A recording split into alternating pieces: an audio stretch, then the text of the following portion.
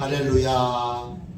이제 우리 하나님 말씀을 같이 보겠습니다. 마가복음 3장 13절부터 15절까지 말씀입니다.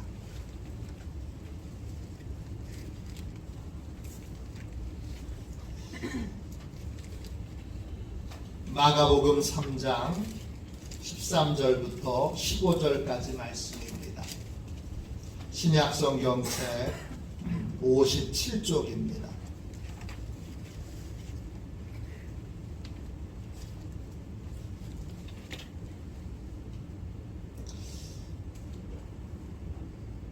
우리 13절부터 15절까지 같은 목소리로 세 절 말씀을 같이 읽겠습니다. 함께 읽습니다. 또 산에 오르사 자기가 원하는 자들을 부르시니 나 온지라. 이에 12를 세우셨으니 이는 자기와 함께 있게 하시고 또 보내사 전도도 하며 귀신을 내쫓는 권능도 가지게 하려 하심이로라. 아멘. 할렐루야. 우리 모두는 예수님의 제자입니다. 우리 모두는 예수님의 제자입니다. 이런 제목으로 함께 은혜를 나누겠습니다. 한 주간 동안 잘 지내셨지요? 늘 주의 은혜와 평강으로 승리하시기를 축원합니다. 오늘은 그리스도인이 누구인지에 대해서 함께 말씀을 나누겠습니다. 여러분은 그리스도인이십니까? 진짜 그리스도인, 이런 용어가 있는 걸 보면 가짜도 있습니다. 진짜와 가짜는 무엇으로 구분합니까? 그리스도인이란 용어는 성경에는 딱 3번밖에 나오지 않습니다. 사도행전 11장 26절, 사도행전 26장 28절, 베드로전서 4장 16절, 딱 3번만 나옵니다. 그리스도인이란 이름이 맨 처음 등장한 것은 사도행전 11장 26절입니다. 제가 25절, 26절 말씀을 읽겠습니다. 바나바가 사울을 찾으러 다소에 가서 만남에 안디옥에 데리고 와서 둘이 교회에 1년간 모여 있어 큰 무리를 가르쳤고 제자들이 안디옥에서 비로소 그리스도인이라 일컬음을 받게 되었더라. 안디옥이라고 하는 곳에서, 정확하게 말하면 시리아 안디옥에서 그리스도인이란 이름이 처음 등장합니다. 지금은 터키 지역의 하타이라고 하는 지명으로 불려지는 지역입니다. 이곳에 교회가 세워졌습니다. 그리고 바울과 바나바가 그 교회 성도들을 1년 동안 말씀으로 가르쳤습니다. 1년이 지나자 그들은 다 예수님의 제자가 되었습니다. 그리고 예수님의 제자로 변화된 삶을 사니까 안디옥에 살고 있었던 예수 안 믿는 사람들이 그들을 가리켜서, 그들이 지역의 빛과 소금의 역할을 하니까 그들을 가리켜서 그리스도인이라고 부르게 되었습니다. 그리스도인이란 예수님의 제자를 가리키는 명칭입니다. 그리스도인이 된다는 것, 스승을 둔 사람이 되었다는 뜻입니다. 그 스승은 바로 예수님이십니다. 예수님에게 가르침을 받고 또 훈련을 받는 사람, 그 사람이 바로 그리스도인입니다. 여러분은 어떻습니까? 여러분은 예수님을 스승으로 모시고 예수님이 나의 선생님이야, 그렇게 여러분 인정하고 예수님의 가르침을 받고 계십니까?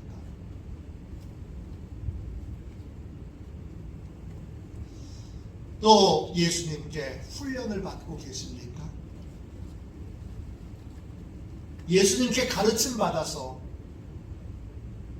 여러분의 삶에 뭐가 달라졌습니까? 예수님께 훈련 받아서 여러분에게 달라진 게 뭐가 있습니까? 그 달라진 걸 가족들이 확인하고 있습니까? 여러분의 변화를 친구들이 확인할 수 있습니까? 여러분의 변화를 이웃들이 확인할 수 있습니까? 진짜 그리스도인, Real Christian, 이 진짜 그리스도인은 자신을 예수님의 제자라고 생각합니다. 진짜 그리스도인은 나는 예수님께 가르침 받아야 될 사람, 나는 예수님께 훈련 받아야 될 사람, 이렇게 생각합니다. 후안 카를로스 오르티즈 목사님이 브라질에서 목회하실 때 부에노스 아이레스에서 교회를 섬기셨습니다. 처음 교회에 부임했을 때 교인의 숫자가 184명이었습니다. 2년 동안 열심히 전도해서 600명의 성도가 됐습니다. 교회가 3배나 부흥한 것입니다. 그런데 어느 날부터 그 부흥이 뭔가 잘못됐다는 생각이 들게 됐습니다. 무엇이 잘못됐을까? 한적한 곳에 가서 성령님의 음성을 듣기 위해 기도했습니다. 어느 날 성령님께서 이런 말씀을 주셨습니다. 내 교회와 성도들은 잘하고 있지 않다. 교인 수가 200명에서 600명으로 늘어났다고, 너는 교회가 잘하고 있다고 생각하는 모양인데 그것은 잘하는 것이 아니라 살이 찌는 것이다. 교회 부흥은 단순하게 성도의 숫자가 늘어나는 것이 아닙니다. 교회 부흥은 예수님의 제자들이 늘어나는 것입니다. 예수님께 가르침 받는 사람이 늘어나는 거고, 예수님께 훈련 받는 사람이 늘어나는 거고, 예수님께 가르침 받고 훈련 받아 변화되는 사람이 늘어나는 것입니다. 그럼 왜 모든 그리스도인은 예수님께 가르침 받고 훈련 받아야 합니까? 왜 모든 그리스도인들은 다 예수님의 제자가 되어야 합니까? 가르침 받는 거 힘듭니다. 훈련 받는 거 귀찮습니다. 그냥 가만히 좀 내버려 두시면 좋겠는데 왜 훈련을 받게 하십니까? 왜 가르침을 받게 하십니까? 거기에는 예수님의 특별한 계획이 있기 때문입니다. 우리 각자를 향한 예수님의 특별한 계획, 선한 계획이 있기 때문입니다. 오늘 읽은 말씀 13절을 보십시오. 마가복음 3장 13절입니다. 또 산에 오르사 자기가 원하는 자들을 부르시니 나 온지라.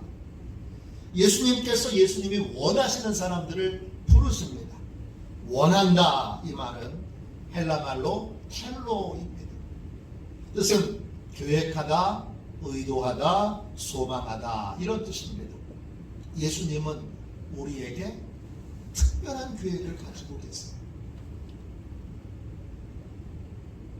그리고 그 계획을 이루기 위해 우리를 가르침을 받는 자리로, 또 훈련을 받는 자리로 부르시는 것입니다.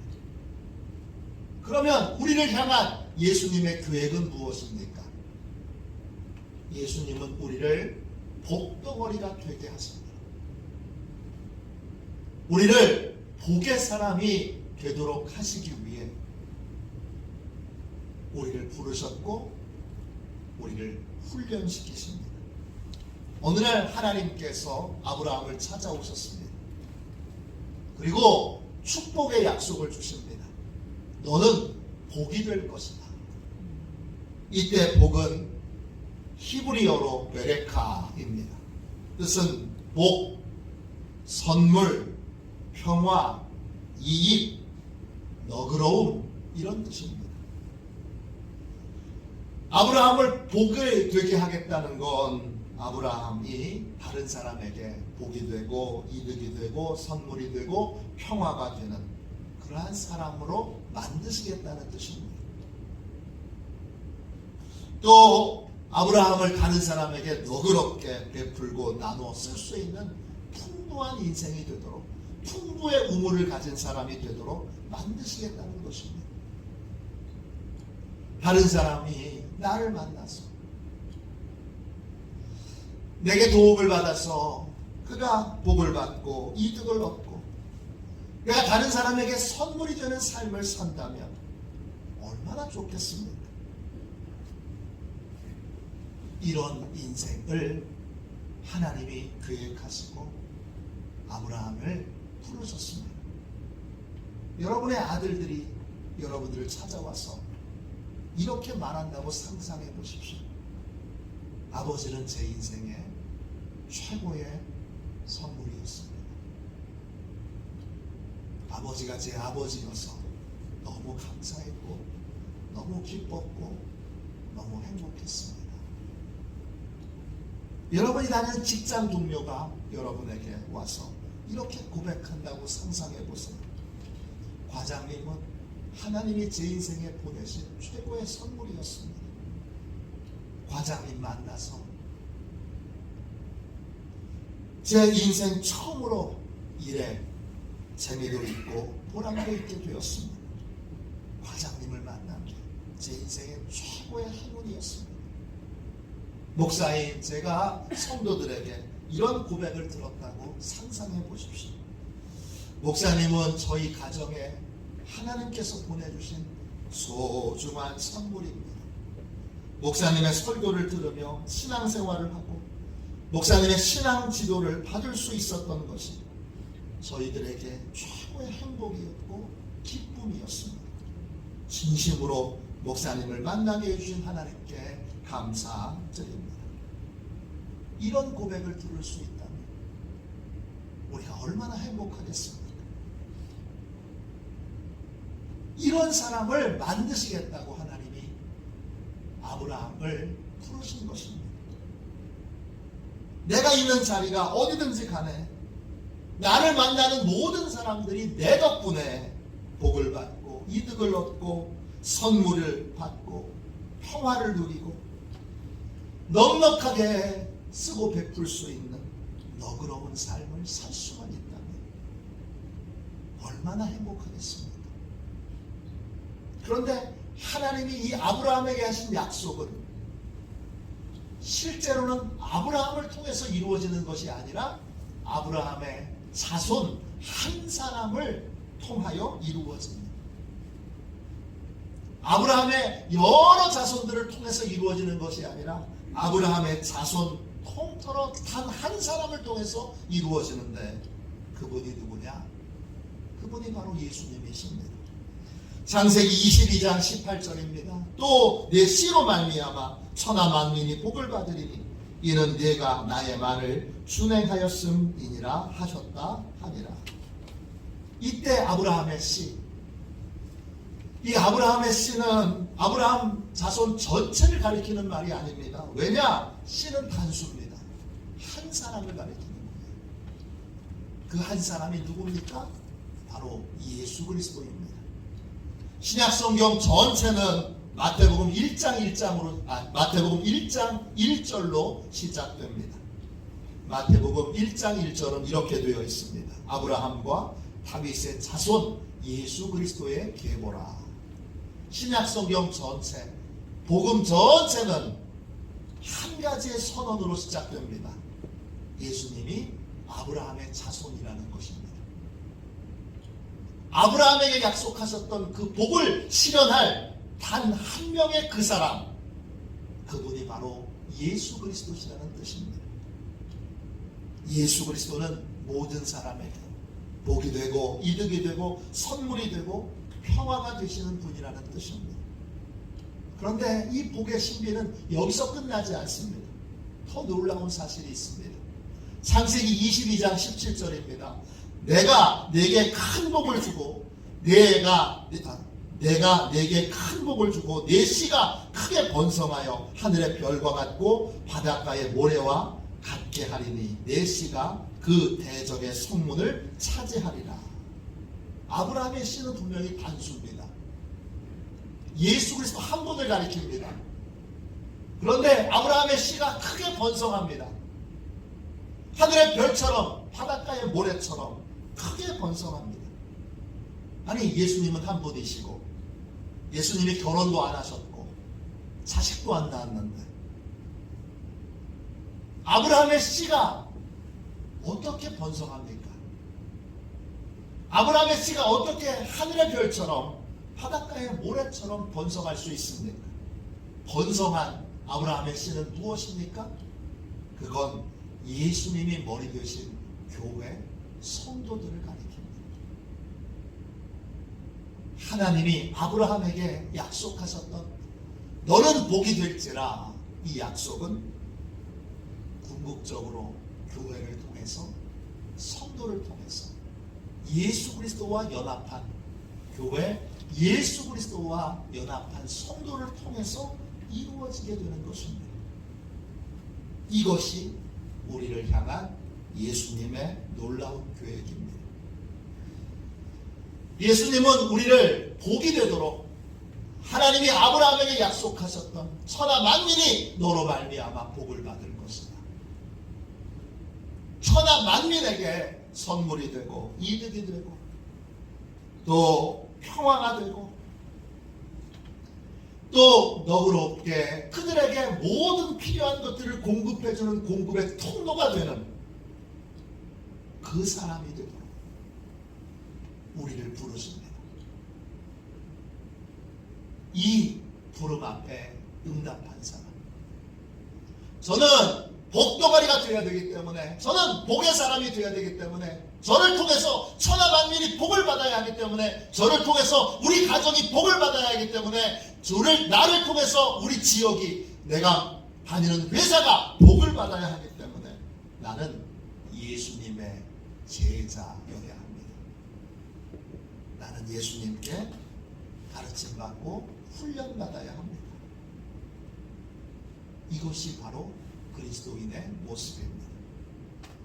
그리스도인이 된다는 건 복덩어리가 되는, 복의 사람이 되는 기회를 얻는 것입니다. 복덩어리가 되려면 예수님의 가르침을 잘 받아야 합니다. 복덩어리가 되려면 예수님의 훈련을 잘 받아야 합니다. 그러면 구체적으로 어떤 훈련을 받아야 합니까? 내가 복의 사람이 되도록 하기 위해 어떤 훈련을 받아야 합니까? 그 훈련을 하고 계십니까? 4가지의 훈련을 해야 합니다. 첫 번째 훈련은 뭐냐?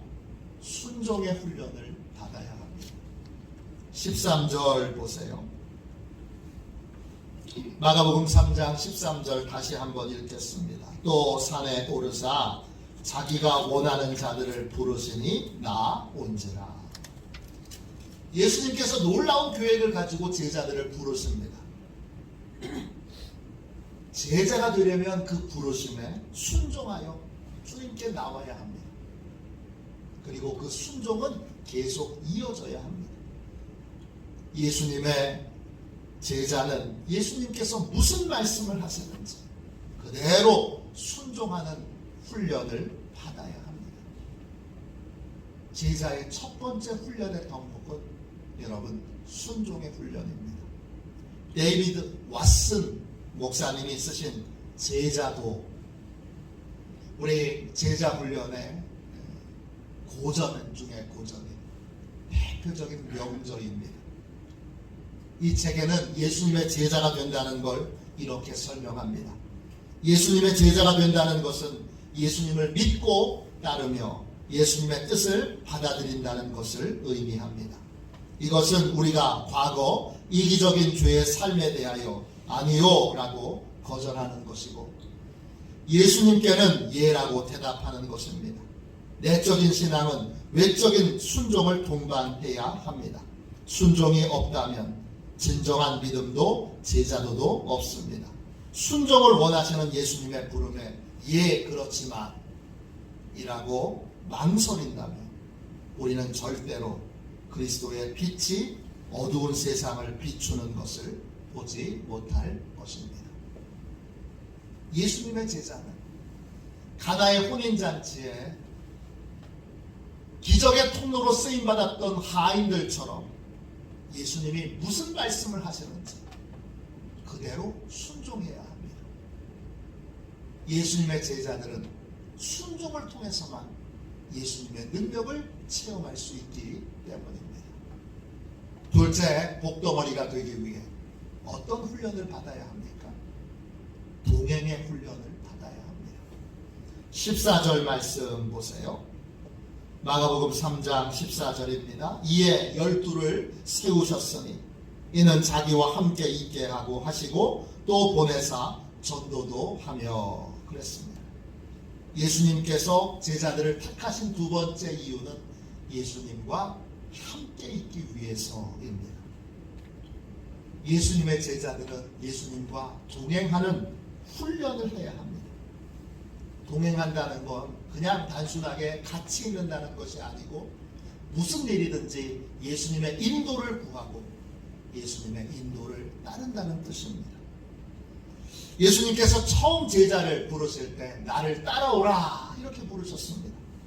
그 따라오라 이 말은 두 개의 헬라어 단어로 이루어져 있습니다. 듀테와 그 다음에 오피소입니다. 듀테는 가까이 오라는 겁니다. 오피소는 뒤에 서라는 것입니다.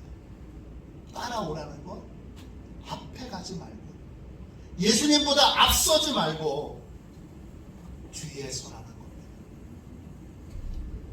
예수님의 제자들이 항상 있어야 될 자리는 예수님의 뒤쪽입니다. 언제나 내가 주도하는 인생이 아니라 예수님이 주도하는 인생을 살아야 합니다.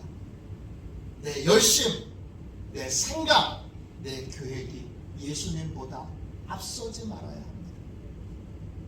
예수님이 인도하시는 게 너무 답답해. 아유 답답해. 기다리지 못하고 그냥 내가 앞서서 내 생각대로, 내 마음대로, 내 계획대로 하는 것, 주님과 동행하는 삶에 실패한 것입니다. 예수님의 제자는 언제나 예수님의 인도를 구하고 예수님의 인도하심을 따르는 훈련을 해야 합니다. 때때로는 답답하도, 때때로는 그게 아닌 것 같아도 반드시 주님의 인도하시는 길로 따라야 합니다. 예수님의 제자는 내가 원하는 사람 찾아가지 않고 예수님이 이끄시는 사람을 찾아갑니다. 예수님의 제자는 내가 전하고 싶은 말을 전하는 것이 아니라 예수님이 전하라고 하신 말씀을 전합니다. 내가 하고 싶은 행동을 하는 것이 아니라 예수님이 알려주시는 대로 행동합니다. 아무리 급해도 예수님보다 앞서지 않습니다. 아무리 중요해도 예수님보다 앞서지 않습니다. 예수님이 잠잠히 계시면 나도 잠잠히 기다려야 합니다.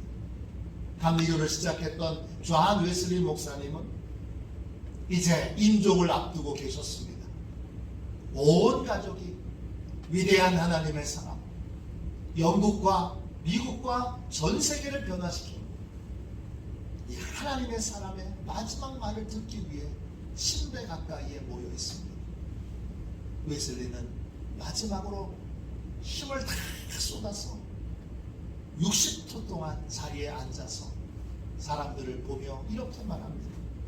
가장 좋은 것은 하나님이 우리와 함께 계시는 것이다. 힘을 다 쏟은 웨슬리는 다시 침대에 누워서 손을 높이 들고 마지막 숨을 모아 다시 힘을 주어 이렇게 말했습니다. 가장 좋은 것은 하나님이 우리와 함께 계시는 것입니다. 가장 좋은 인생은 하나님과 동행하는 인생입니다. 가장 좋은 방법은 하나님의 인도를 따르는 것입니다. 그러므로 예수님의 제자는 언제나 예수님의 인도를 구하고 예수님의 인도를 따르는 그러한 삶을 훈련합니다. 세 번째, 복덩어리가 되기 위해 어떤 훈련을 받아야 합니까? 전도 훈련을 받아야 합니다. 14절 다시 한번 읽겠습니다. 이에 12를 세우셨으니 이는 자기와 함께 있게 하시고 또 보내사 전도도 하며 그랬습니다. 예수님이 제자들을 택하신 이유는 전도하기 위해서입니다. 전도는 예수님에 대한 정보를 전하는 것, 거기서 끝나는 게 아닙니다. 예수님이 어떤 분이셔? 예수님이 무슨 일을 하셨어? 예수님은 누구셔? 여기에서 끝나는 게 아니라 그 예수님이 내게 찾아오시고 또 나를 가르치시고 나를 훈련시키셔서 나를 어떻게 변화시켜 주셨는지 그것을 전하는 것이 전도입니다. 내게 일어난 변화를 간증하는 것이고 내가 지금 예수님 덕분에 누리는 안식과 평안과 기쁨을 간증하는 것, 그것이 바로 전도입니다. 전도는 내게 있는 예수님, 내 안에 계신 예수님을 전하는 것입니다. 복덩어리가 되기 위해 어떤 훈련을 받아야 합니까? 마지막 네 번째로 믿음의 훈련을 받아야 합니다. 15절 말씀 보세요.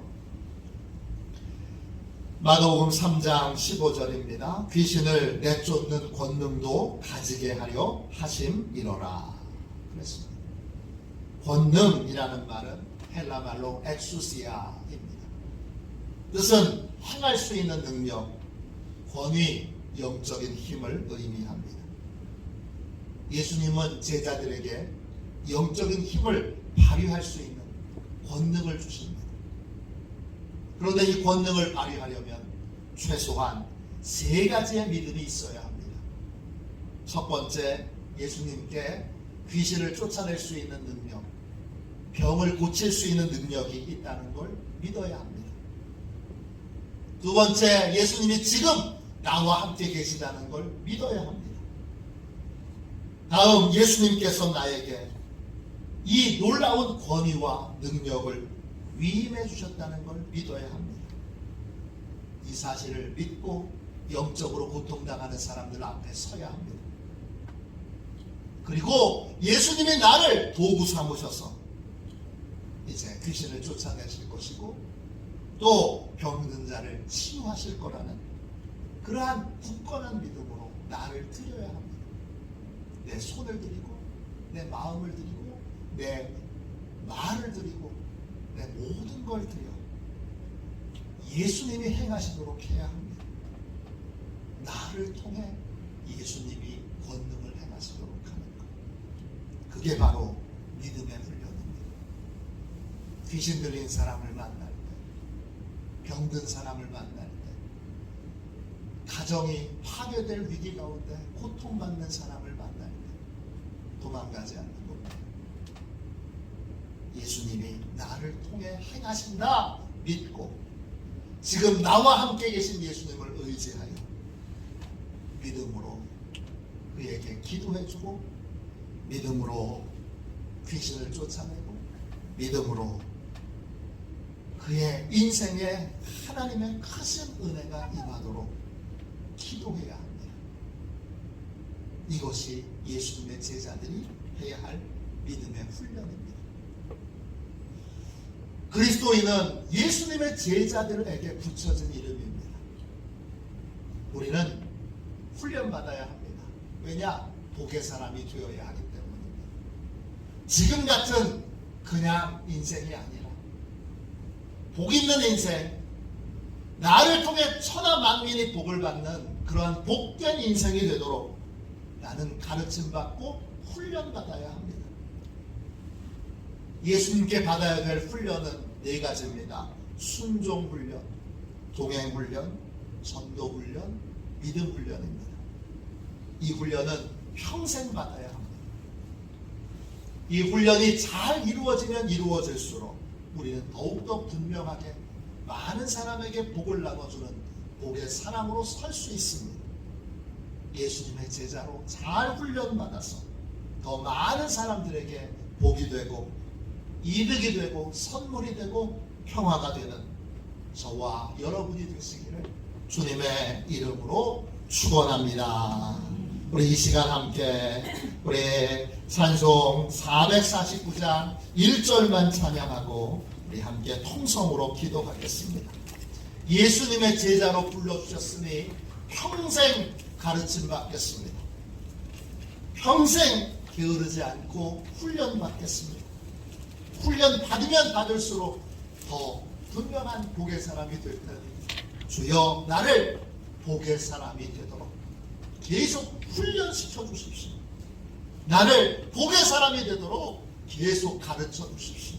고쳐지고 계속 바뀌어져 온전한 복의 사람이 되기를 원합니다. 이러한 기도를 주님 앞에 드리겠습니다. 우리 449장 1절만 찬양하고 기도하겠습니다.